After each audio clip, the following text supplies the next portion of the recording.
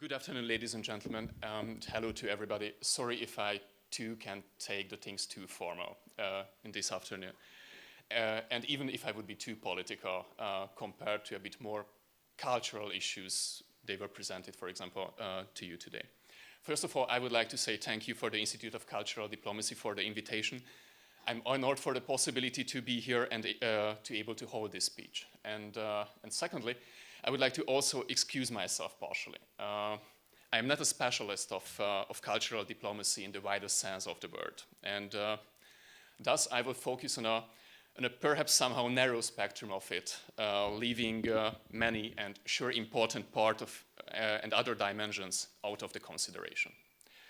In my interpretation, sorry, it's a bit too low for me. In my interpretation, cultural diplomacy is a soft power measure, and thus in some extent also part of a country's foreign policy. Self-evidently, cultural diplomacy has its own and independent goals. So for example, the cultural dimension of the official German foreign politics has to serve, for example, the worldwide support of the learning of German language, the support of German schools abroad, the academic and scientific exchange, intercultural dialogue, and last but not least, the preservation of cultural heritage and the promotion of the German culture abroad. However, on the other hand, the cultural diplomacy not only pursues these goals, but being part of the country's public diplomacy, it also contributes to broader and more general ambitions and targets of the foreign policy, even in the case of Germany. Underlying only one important aspect, it can happen, for example, through the support of civil society and through other democratic capacity building measures. Nevertheless, these measures are not exclusively implemented for their own sake or to have a more happy or a more peaceful world, but partially also to have more stable, more democratic, more open, more transparent, and first of all, more predictable countries and societies in the neighborhood, which is, without any question, a security issue too. To have countries both in the imminent neighborhood of Germany, so within the EU, and to this point I would like to come back later, but also in the neighborhood of the European Union, and last but not least, globally too. And this way, these measures serve the most strategic and most important security interest of Germany too. If German cultural diplomacy is put under the microscope, then two general characteristics of it can be identified. First and foremost, it's perhaps the most generous public and or cultural diplomacy system in Europe, spending, for example, the most money for the above-mentioned democratic capacity building purposes compared, for example, with similar activities of France or the United Kingdom. Noteworthy, it happens in a well-coordinated concert of public and private actors working alongside of harmonized guidelines and common goals.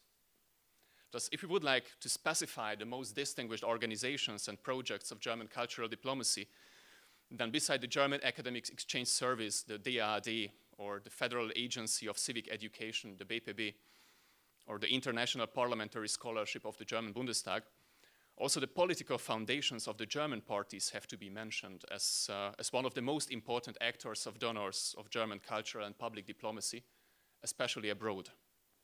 And last but not least, we cannot overlook the bunch of private foundations active in this field, like the Bosch, Hertie, Humboldt, Thyssen, Volkswagen, and Henkel foundations, only mentioning the most important ones and excusing myself from those I forget to note. Self-evidently, all of these foundations have individual priorities. Some are more active in pure scientific or cultural exchange, others are more involved in democratic capacity building. However, they constitute an organic and inseparable part of German cultural diplomacy, both from the perspective of founding and project management. Thus, in a nutshell, Germany has one of the most generous, good structured, and coordinated cultural diplomacy, especially in the field of democratic capacity building. And later, we will come back to the question how effective it is.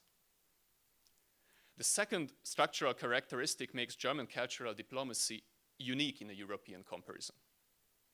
Self-evidently, any country has to reshape from time to time its public diplomacy, especially concerning its goals and founding. from the perspective of the country's international embeddedness, for example, from the economic possibilities, foreign policy goal, and so on and so on. And from this angle, compared to other traditional great powers of cultural diplomacy in Europe, like France and the UK again, Germany has unique characteristics and possibilities.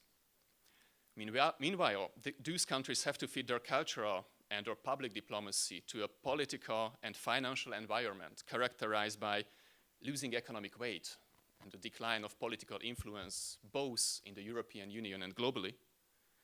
Germany, in contrary to that, has to reshape the goals and foundings of its cultural diplomacy in a way which is appropriate to the role of the economic and political leading power within the European Union. After the short introduction and overview, the question can arise, how successful could or can German cultural diplomacy contribute to the goals of the country's foreign policy? How effective is it in its supportive role? Instead of an answer on my own, I would like to refer to a discursive line present for many years in German foreign politics, which I will call as the realist challenge. This discourse focuses on the reform of German foreign policy, and its representatives state that Germany, a leading power in the EU with growing political influence, shall make a turn away from the value-based foreign policy into the direction of a more interest-based one. And parallel with this, the country's foreign policy elite should rethink its former value-based foreign policy goals and methods, inclusive public and cultural diplomacy, for example, and develop more hard power capabilities to represent and realize German interests. The debates have been running for many years, and my personal opinion is that this realist challenge approach is wrong. However, it is not wrong because of its goals. I also share the opinion that Germany should overtake more responsibility in the international politics, and consequence of its above explained changing position, and self-evidently shall develop the appropriate and currently objectively missing hard power capacities and resources to be able to fulfill the country's new international role and responsibilities. The discourse of the realist challenge is wrong as a consequence of its argumentation, and because of the fact that it often interprets interests and values as mutually opposing phenomena. The determination of the content, what is national interest, is never a recognition of a simple evidence, but a very complex, manifold process among many players, and not without, but with a lot of self-evident antagonism. Once an American diplomat told me that the US is a real global power, so it's extremely hard to harmonize US interests with US interests. And the same phenomenon could be experienced from day to day in the early phase of the Ukrainian crisis, when it was really hard, and I think it partially still is, to harmonize German interests with German interests. And under such circumstances, to have a stable value fundament to the determination of the most strategic level of interests in the foreign policy is inevitable.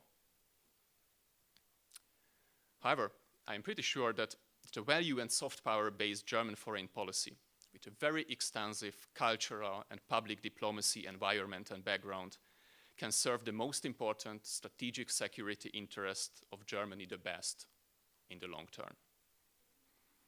And therefore, if some members of German foreign policy elites, like the representatives of the realist challenge approach or realist challenge discourse, state that the soft power-based German foreign policy, understand inclusive German cultural and public diplomacy, was not successful enough in the securing of German interest, then the reason of this failure can be found, at least in my eyes, not necessarily in the principle of fundaments, but in the practical implementation. And connected to this point, as a policy analyst, I would like to formulate two policy recommendations for the future. One do and one don't. The do would be what I could frame as a as a more intensive utilizing of public policy and public diplomacy networks. As I mentioned, German culture and public diplomacy comprises a lot of different scholarship and human capacity building projects. If I would be rude, then I could state that these projects, and I participated in some of them, are implemented with the following logic. You come to Germany for 6 months, for a year or 2, you will learn a lot, and you will be affiliated with the German democratic political culture. Then you will go home, and because you will be sure member of your national elites, or the elite of your country, based on the knowledge and social knowledge you gathered, you will be able to change the world at home in some way. So let's be honest, it's a very naive way of thinking. And if it's combined only with probably one annual alumni meeting as a follow-up measure, then these are really very expensive, but not necessarily very effective public and cultural diplomacy projects. I never saw any study about the multiplicative effect of such or similar programs, neither about the sustainability of such networks. Perhaps it's only my fault. Nevertheless, on the other hand, I strongly believe that cultural diplomacy shall not be guided by altruism. And if it is really a tool of soft power, then policy planners should start to give thought on that. How could German foreign policy, economic and public diplomacy effectively utilize those networks and make more imminent advantage of them? More advantage of networks which are generated and financed from year to year by German cultural diplomacy itself. Currently, these networks remain underutilized in a great scale, and thus an asset is created in which it's permanently invested, but the investments are never really capitalized. The strengthening of follow-up, long-term resource sharing, and a sustainable network creation and management would be required. And sure, further resources for these aims, as the existing project management structures are often overburdened with their actual tasks. And finally, about the don't. No, there is never a mission accomplished in cultural diplomacy. Self-evidently, public diplomacy programs are deeply influenced by the political business cycle. New regions, new issues attract attention. Meanwhile, old priorities became downgraded and diminished slowly. It is a natural process catalyzed by the financial limits of cultural diplomacy actors too, which press the actors always into the direction of intensive prioritizing. The EU Eastern enlargement, the color revolutions, or the Arab Springs earmark important shifts and reprioritizing in the European and German cultural diplomacy agenda, especially on the field of democratic capacity building measures. Unfortunately, the changes in the social attitudes and in the political culture are much slower than how the new waves of democratization are following each other and how resources are reprioritized from a geopolitical target group to another one. It was also a huge failure to believe that East Central European societies will own stable democratic political culture from one day to another only because they joined the European Union. Nearly all East Central European new EU member states have had their democratic failure periods since 2004. And present days, there is a new general threat in the region in the form of a phenomenon which is called new populism by the famous Polish political thinker Adam Michnik. Self-evidently, new populism does not have its home only in East Central Europe. It's currently also very influential in France or the UK, not to speak about its traditional presence in Italy. But as German cultural and public diplomacy has no chance to influence any internal political processes in the UK or France, at least it could be tried in East Central Europe, at least with the aim of being able to avoid the most negative scenarios. However, the European Union co-shapes the rules of geopolitics, but it cannot absolutely suspend its effect. Geopolitics exists both within the European Union and alongside its borders. And the leading power of the East Central European region is definitely Germany. With a very old geopolitical terminology, East Central Europe belongs to the German sphere of influence. Germany was able to integrate the countries of the region very effectively in economic terms.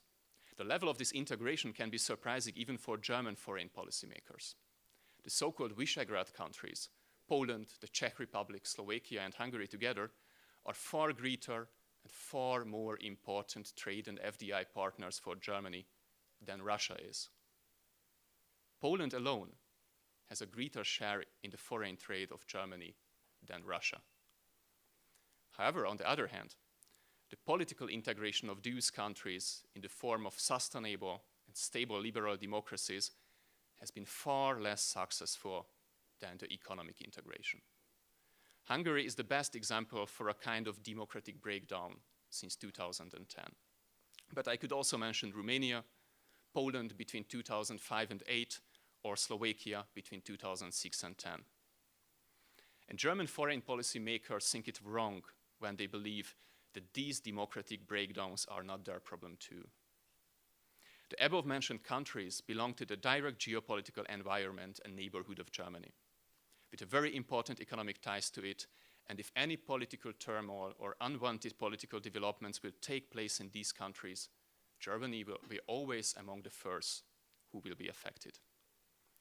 To summarize this point, East Central Europe is not and cannot be a mission-accomplished area for German cultural and public diplomacy. In my eyes, it would be necessary to upgrade the priority level of this region, turn back the attention of German cultural and public diplomacy to it, and channel again democratic capacity building projects and resources here to be able to counteract the growing threat of new populism. If new populism will be able to undermine the quality of democratic rule of law and human rights standards in EU member states, both the credibility of the whole European cultural and public diplomacy, as well as the strengths of European soft power will be weaker, inclusive the German ones too. A possible tendency, hopefully not accepted by Germany. And after the do and don't recommendations, finally, I would like to summarize my points again only in one phrase. It is high time to establish or re-establish the category of interest in the German cultural and public diplomacy, mostly with the aim that the most important things, the value base and the soft power methodology of German foreign policy, can be safeguarded against a realist challenge. So thank you very much for your attention, and if you have any question, I will be glad to try to answer them. Thank you very much for your speech. I was just wondering what exactly you had in mind as democratic breakdown in Slovakia in 2006 and 2010. Thank you. Thank you very much for the question. I think let's be objective. I'm a Hungarian one, and I started the phrase with that the most serious democratic breakdown happened in Hungary after 2010. Perhaps it's also or only a question of thresholds. How do you identify a democratic breakdown? To be honest and objective, not to speak about my opinion, there were only 4 cases in the history of European integration since 2000 when the use of the so-called Article 7 of the Treaty on the European Union at least was discussed. And the Slovakian case between 2006 and 2010, when the Social Democratic Smer Party made a political coalition with the Slovak National Party, we can open a debate about, but generally accepted a national radical party in the country, then it was interpreted in the European Union as at least a possible source of danger for the democratic values. And as we know, some sanctions have taken place, as for example, the membership of Smer in the European Socialist Party was suspended for 1 year. So it was a similar political phenomena like in 2000 in the case of Austria, when people parties made political coalitions and businesses with parties who were treated or categorized as radical nationalist far right-wing parties. And it's not my analysis about the situation, but I would say the European reactions that time on this fact. And self-evidently, because there was this political coalition, only with one phrase, there was a European interpretation that the level of minority rights are endangered in Slovakia. I hope I could answer your question in a very diplomatic way. Thank you. Good afternoon. Thank you very much for your talk. It was very fruitful and very interesting. My question would be, just going to give you a little background of the question. While having a class of foreign policy or foreign policy of the United States, there has been a debate about how would we define democracy. And after quite some time, it was very difficult for students to, let's say, to agree upon, let's say, a definition of what democracy is. So I raised my hand and I asked the professor, I said, it's very difficult to find a definition of what democracy is. So the professor looked at me straight in the eye and he said, Sufyan, we might not know what democracy is, but we definitely know what democracy is not. So my question to you is, what is the definition you have used or the interpretation that you have given, of course, based on your research, to democratic capacity building? What is your personal or your own interpretation of that term? Thank you very much. Thank you very much for the question. I do not know how much time I have to answer it. It's a very, very good question because opens a lots of different discourses. Whether, for example, the democracy which is promoted by Western or European or EU actors should be necessarily a Western model of liberal democracy or not. I cannot answer this question. So I would say in no society can such a project be successful when democracy is pressed on a society from above.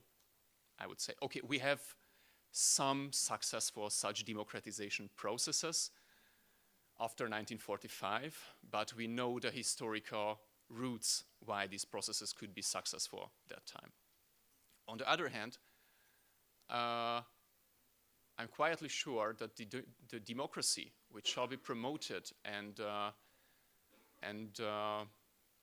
I would say even as a benchmark from time to time asked whether it's fulfilled within the European Union should be sure the Western model of liberal democracy.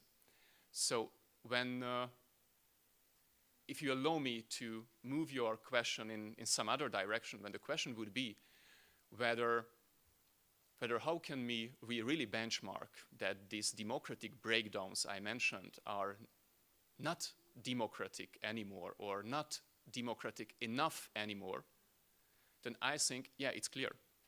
Because we have, or our ancestors have laid down in the second article of the Treaty on the European Union the principles on which the European Union is based. And these principles do not only state democracy in a majoritarian sense. They also state that this democracy should be a constitutional democracy, not in the sense that it's a written constitution, so to avoid this question, in the sense that there exists a rule of law and human rights are safeguarded. So within the European Union, only a liberal democracy is imaginable. And if it is not a liberal democracy, then I think at least on the very, very, very soft level of public and cultural diplomacy, some steps have to be made to correct wrong development paths. Hi, thank you. You mentioned before the practical side of, let's say, cultural diplomacy. And how do you believe the relationship between Germany and the Eastern Central European countries can be strengthened? That is, from a practical point of view, what do you think Germany and these countries can do to strengthen their reports and to have a closer relationship? Thank you very much. I do not have a clear answer, but perhaps can explain a bit more the phenomenon. A colleague of mine, who are a bit more involved in German foreign policy making and economic consultancy, etc., are often complaining that the earlier existing networks, which were established in Russia, in Belarus, in the Ukraine, or in any other country currently in the scope of these democracy building projects, vanished. And they do not have partners like they earlier have had with whom they could work. And I find this phenomenon very, very, very surprising under circumstances when hundreds of scholarships are shared among very young, very talented, and very motivated citizens of these countries from Germany, and they participate in different German cultural diplomacy projects. So I would say, and that was my point, that the networks exist. Only somehow the way shall be found to use them and to utilize them. And for example, really not to be here for a half year or one, but be involved in really long-standing common projects and permanent communication networks, like how, for example, I do not like the phenomenon of elites in any kind of form. But when it's so often spoken about the networks of elites and is supported by a lot of money, then why do these networks not function properly? Especially if it would be in the interest of that party which affords a lot of money for that purposes. And I think even the participants of these courses and projects would be very happy if they wouldn't be forgotten after a year and only receiving an email about an alumni meeting, but be involved in professional networks which are focusing on their country anyhow, whether from an economic perspective concerning investments or the promoting of human rights and so on. So I am not an expert in this field, but from my very general scope, I think it would be necessary.